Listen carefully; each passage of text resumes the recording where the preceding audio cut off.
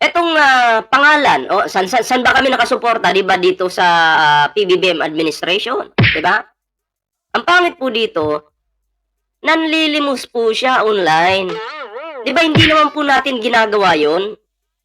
Nanlilimos po siya online para makabayad ng 300,000 do'n kay Boss Mike Cervera. 'Yun po yung pangit. Kasi sabi mo loyalista ka, 'di ba? Oh, loyalista ka tapos, gagamitin mo yung mga subscribers mo, mga followers ninyo para manghingi ka sa kanila. Noon ang tapang-tapang mo makabanat, tapos nung naging guilty ka at pagbabayarin ka ng, 300,000 pesos, ano nangyari? Oh, lumapit ka sa mga subscribers. You are talking about Mami Peng, not of Takeru Miyamoto. Si Mami Peng daw po yung, tinatalakay natin dito. Relax ka lang. Masyado kang atat eh. May purpose yan kung bakit nandyan si Takeru. May purpose po yan bakit nandyan yung si Takeru. Kasi kawawa po si Takeru dito. At sino pa po yung kawawa? Mamaya, talakayin natin yan. O, higo po tayong kape. Ayan na, like, share, subscribe po kayo dyan yun na nga, manlilimos ka, noon matapang ka, grabe ka makabanat, tapos nung naging guilty ka na, pagbabayarin ka ng 300,000 pesos, lalapit ka sa mga subscribers mo. Lalapit ka sa mga followers mo, manlilimos ka. Kami nga na, nakadikit yung pangalan, kumbaga nakasuporta yung pangalan kay Pangulong Bongbong Marcos, hindi nga namin yan ginagawa. Hindi nga kami naglalagay ng GCash sa aming mga live. Nung kami ay kinasuhan ng babaeng ito, hindi nga kami nanghingi sa inyo ng tulong. Hiningan ko po ba yung mga followers namin dito ng tulong para sa kaso? Sa kaso na sinampa po sa amin? Di ba wala? Wala po kaming hiningi sa inyo kahit piso. Okay? Tama? May hiningan ba ako dito? Wala, di ba? Hindi po kami nag-online limos para sa kinaso sa amin. Hindi. Okay? Pero po siya, nakadikit lang sa Marcos administration, loyalista ko nun siya. Ayun, nanlilimos po. Ha? Ang pangit po ng ganun sa totoo lang. Kung nakadikit ka sa Marcos administration, wag mo naman pahirapan yung mga followers natin na, kumbaga, kukonsensyahin mo pa sila para lang matulungan ka. Diba? Wag naman ganun. Kasi yung mga yan, nakasuporta na nga sa'yo, nanonood, tapos kukonsensyahin mo pa para lang matulungan ka nila. Yung mga yan, yung mga followers natin dito, bawat isa dyan, may pangangailangan yan. Pero syempre, hindi may iwasan, may maawain talaga. Imbis pambili pa nila ng gusto, yung pangangailangan, tutulong na lang. Kasi syempre, nagpaawa effect ka eh. Diba? Ay, kami po, hindi po namin ginagawa yan dito sa aming, sa inyo. Diba? Hindi po kami nanghingi sa inyo. Wala po kaming kahit pisong hiningi sa inyo. Bagkus na lang siguro kung palipad. Automatic naman yan, diba? Pero wala po kaming hiningi. Ngayon, eto na. 3 counts, 300,000 pesos. Guilty po siya ha, kaya pinagbabayad po siya ngayon 300,000 pesos. Ngayon, eto na. Di ba nagkaso siya kay Takeru, kay Ballpoint Man? Ang dami namin kinasuhan. Kinasuhan ng babaeng ito. Kinasuhan po kami lahat. Yung kay Takeru, na-dismiss na. Yung sa amin, kumbaga sabay-sabay, nabukod kasi si Takeru ng time na yun eh. Kami ngayon, sama-sama po kami, iba. Di ba? Ngayon, alam nyo, bakit nandiyan si Takeru? Siya po yung kawawa, isa sa kawawa. Alam nyo bakit? Si Takeru po ng time na yon, siyempre, napadalan siya ng sabtina. Ano pong nangyari? Imbis magpadadialysis po siya, hindi niya po nagawa. Mas inuna po yung kaso kasi siyempre pag hindi mo nasagot yung sabtina na pinadala sa'yo, maaari ka pong malabasan ng warrant of arrest. 'Di ba? So, grabe talaga yung damage na naidulot nito kay Takero mga pre. Lalong-lalo na po kay Chris Ulo, sa anak ni Chris Ulo. Kasi kung alam niyo naman po na ang anak po ni Chris Ulo ay nagte-therapy po. O ngayon, dahil po sa kaso na yan, hindi po nakapag-therapy yung anak ni Chris Ulo. Priority po yung yung kaso, 'di ba? So grabe po yung damage na binigay nitong taong ito sa mga vloggers ng ni PBBM. 'Di ba? Ay, kami nga hindi nagkaso, 'di ba? Hindi naman kami nagkaso sa kanya. Siya po ang nagkaso. Abay, kinasuhan kami lahat. Eto na ngayon. Kapag na-dismiss itong kaso na to, okay? Kapag na-dismiss ito, matatanggap namin yung resolution, syempre, kapag na-dismiss. Ay kami naman po magkakaso. 'Di ba? Oo, naka-ano na yan, naka-ready na po yan. Kasi unfair naman na ikaw lang, 'di ba? Oh, unfair naman na ikaw lang. So kami din. 'Di ba? Magkakaso din kami. Grabe yung ginawa mong yung pinagod mo kami. Oh. Pinagod mo kami. O ngayon, ikaw naman. Nagpapanggap ka loyalista eh. Sabi mo, loyalista ka. Nung nandun kami sa Malacanang, wala ka. Akala ko ba loyalista ka? Diba? Oh. Ang pagkakamali mo, nilahat mo kaming kasuhan. Oh. Si Chris Ulo magkakaso din sa'yo. Si Takero magkakaso din sa'yo. Si Jake Magnus magkakaso din sa'yo. Good luck. Good luck na lang sa'yo. Oh. Diba? Good luck na lang sa'yo. Ay, shoutout muna kay Nick Jaco Salem. Ayan, jacketan po natin. Walang jacket. Ay, meron na. Good luck na lang sa'yo. Grabe ka kasi. Ma-pride ka, pero yung pride sa tindahan, 7 pesos lang. 7 pesos lang yan. Oo. Basta kami po, may kaso man kami, pero hindi man kami nanghingi sa inyo ng kahit piso kasi ayaw po namin kayong guluhin yung buhay ninyo. 'Di ba? Naiintindihan ko rin yung mga kaibigan ni Peng na inihingi siya ng tulong. Wala namang problema doon kasi choice ni Leo, nare-respeto ko yun. Pero kasi ang pangit dito, parang ikaw yung gumawa ng kasalanan, tapos iba yung magbabayad sa kasalanan mo. Ganun ba yun? Tapos ang pangit pa, sasabihin mo kay Takero, pangit pa, sasabihin mo sa kanya na, ay, Takero, pareho naman tayo nanlilimos eh. Yung sakit mo nga, pinanlilimos mo. Magkaiba po kasi yun. Si Takero kasi may sakit. Hindi niya ginusto yan. 'Di ba? Hindi niya ginusto yan. At normal naman po sa gobyerno, natutulong po sa mga nangangailangan, sa mga may sakit. 'Di ba? Araw-araw po ginagawa yan ng gobyerno natin. Pero hindi po normal na nagkaroon ka ng kaso, naging guilty ka, magbabayad ka ng 300,000 pesos, tapos ipanlilimos mo. Ay, ang pangit nun. Diba? Ang pangit. Ang pangit ng ganun. Oh. Sasabihin mo, mahal na mahal ko yan si Takero. Sabi mo sa kanya, sa live mo, kanina, yan si Takero, mahal na mahal ko yan. Diba? Wish ko yung kanyang paggaling. Sabi mo, mahal na mahal mo pala si Takero. Dapat noon pa lang, inurong mo na yung kaso. Kaso kay Takero, kaso mo kay Takero. Kasi mahal na mahal mo pala. Di ba? Wag ka ng plastic. Manay ka plastikan.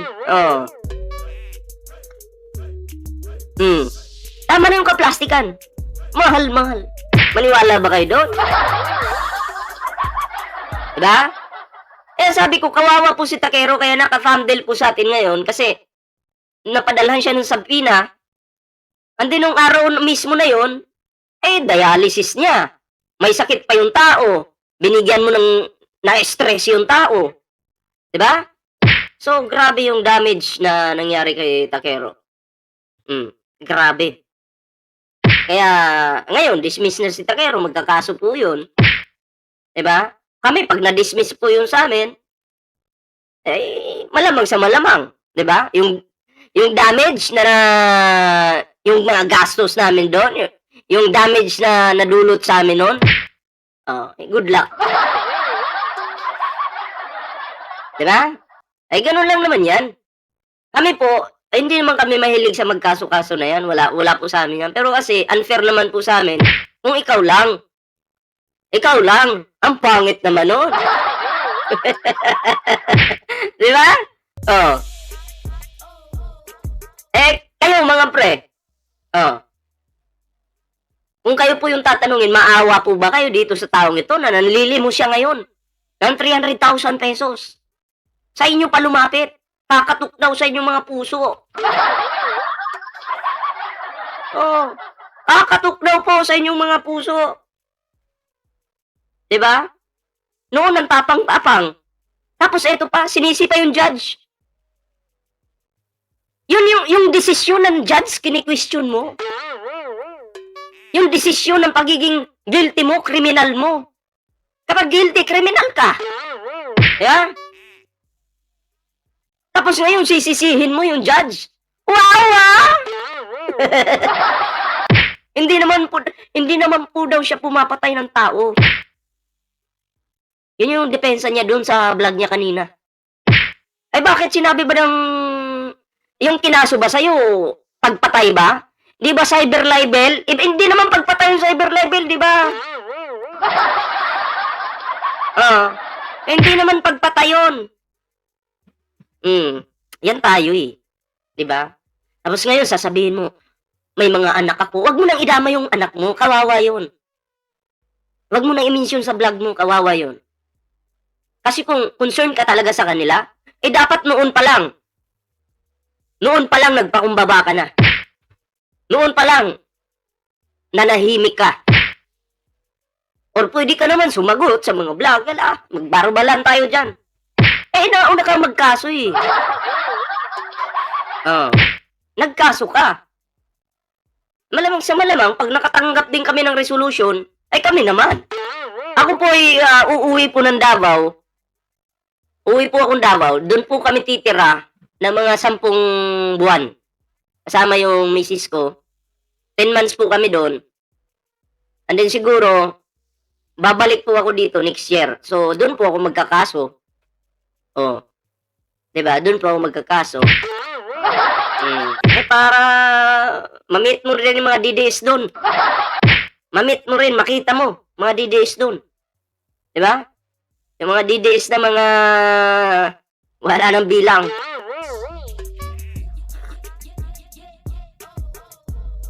Tsaka, nilahat ba naman kaming kasuhan kung concerned ka pala sa pamilya mo, sa anak mo?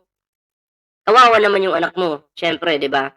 Kung concerned ka pala sa kanila, nag-isip ka. Eh kinalaban mo kami lahat eh.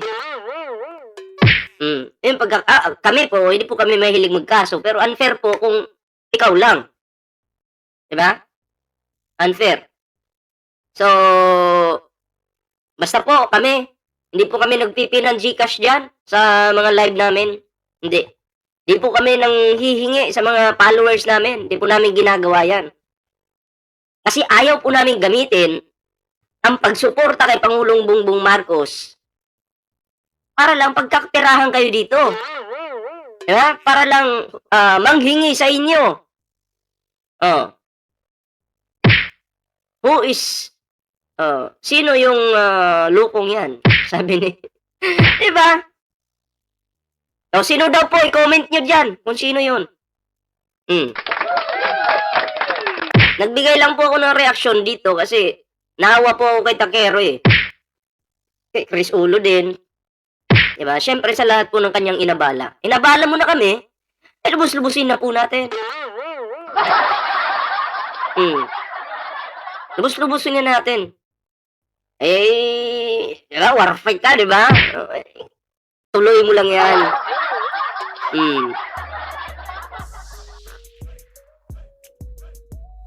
Isagad mo na hanggang buto. Diba? So, pakiusap ko lang po, wag mo sanang gagamitin yung anak mo para kaawaan ka. And then wag ka sanang magpaawa sa social media para matulungan ka, wag. Yun lang, 'no?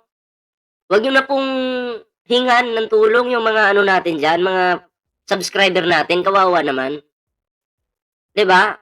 Pinasok mo yung laban na 'to, ay gawan mo ng diskarte. Gano'n lang naman, eh, para makalabas ka sa problemang ito. Oh, eh, kung ang pangit naman, halimbawa ako si Bullpoint Man, oh, babanatan kita diyan ng babanatan. 'Pag ako kinasuhan at naging guilty ako, eh, sa inyo ako hingin ng tulong. Ang pangit naman ng gano'n, 'di ba? Ang pangit nga naman ng gano'n. Oh, eh, di 'wag niyo ng ano, wag niyo nang gamitin yung mga anak ninyo, mga followers ninyo para yung puso nila lumambot. 'Wag na, okey? Ginawa mo yan, eh, nandiyan na yan, i-push mo na, ah, hmm. Ako naawa din ako sa mga kasamahan kong vlogger ano. Gets ko naman na kaibigan nila si Peng, which is nirerespeto ko naman yun. Naawa din ako sa kanila kasi sila po yung nagpo-post ng na kumakatok po ng kaunting tulong para kay Peng, sila po yung nagpo-post para kay Peng, 'di ba? Nakakaawa po sila pa yung nag-effort para kay Peng. Hmm. Samantalang si Peng, hinatulan na po na guilty. Guilty ka na, 'di ba? Kriminal. Hmm. Shoutout po, kay M. Suzuki, magandang, gabi po. Ayan po, So, ayun lang naman yung gusto kong klaruhin dito 'no. Wag po kayong maawa sa taong 'yan. Wag, 'di po dapat kaawaan yung taong 'yan, 'di ba? Oh, hindi po dapat kaawaan yung taong 'yan. Focus po tayo sa pagsuporta sa pangulo, hindi po sa mga taong ganyang klase, 'di ba? Hindi po 'yan katanggap-tanggap. Hmm. Oh, eh, ngayon, eh, nakalikom yata siya ng 25,000 dahil sa paghingi-hingi online. Oh, eh, yun nga yung pangit diyan. Ginagamit niya yung mga kumbaga dahil, nasa administrasyon siya, parang feeling ko lang ano, parang nagagamit yung pangalan ng administrasyon para lang makahingi siya ng tulong. Pero kung sakit 'yan, okey lang naman. Kahit pa siguro ako magbibigay ako sa'yo kung may sakit ka, magpapagamot ka. Oh, magbibigay ako sa abot ng aking makakaya. Pero kasi 'yan, eh, ginawa mo, pinasok mo yung gulo na 'yan, eh. Oh, tapos ikukumpara mo pa si Takero sa'yo, sasabihin mo, "Ikaw nga Takero, eh." Oh, yung sakit mo pinanlilimos mo rin. Eh, pareho lang tayo, sabi niya. Anong pareho? Wa ka lipaking kolor diha. Ano naging pareho, eh, ikaw nag-commit ka ng krimen, 'di ba? Shoutout, paring, Marge Marasigan TV. Si Takero sakit niya 'yan, dina-dialysis siya, hindi niya ginusto 'yan, 'di ba? Shoutout po kay, Mary Lina Riza Bal, ayan, shoutout po sa'yo, Oh. So ayun lang po, kayo po, ano yung inyong mga opinyon diyan, i-comment niyo lang po para po, mabasa po natin 'yan, ayan. Ayan, nasa hindi pa po nakakapag-like, share, subscribe, kalimbangin niyo na po 'yan para naman po ay maging updated po kayo sa lahat po ng, mga uploads po natin, ayan.